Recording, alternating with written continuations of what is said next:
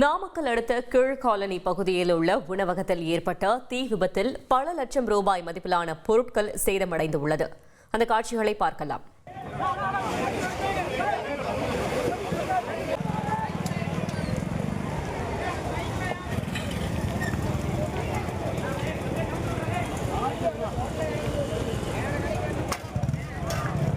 இது குறித்த கூடுதல் தகவலை செய்தியாளர் யவனச்சோழன் வழங்கிட கேட்கலாம். யவனச்சோழன், வணக்கம். இந்த தீ விபத்திற்கான காரணம் என்ன? முழு தகவலை சொல்லுங்க.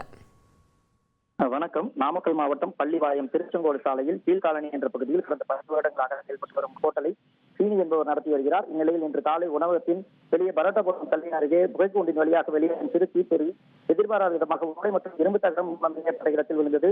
இதில் மலமான தீ வேகமாக பரவுவதை கண்ட உரிமையாளர் சீனி மற்றும் கடை ஊழியர்கள் கையில் கிடைக்கப்பட்டு எடுத்துக்கொண்டு வெளியேறினர். தீ வேகமாக கடை முழுவதும் பரவப்படுகிறது.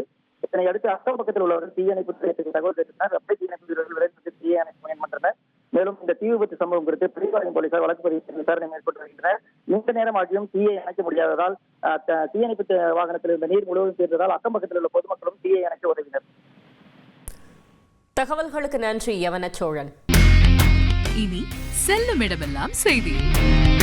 தந்தி டிவியின் வாட்ஸ்அப் சேனலை ஃபாலோ பண்ணினா செல்ல இருக்கும் இடமெல்லாம் செய்தி. இதோ QR கோட் இப்பவே ஸ்கேன் பண்ணுங்க, ஃபாலோ பண்ணுங்க.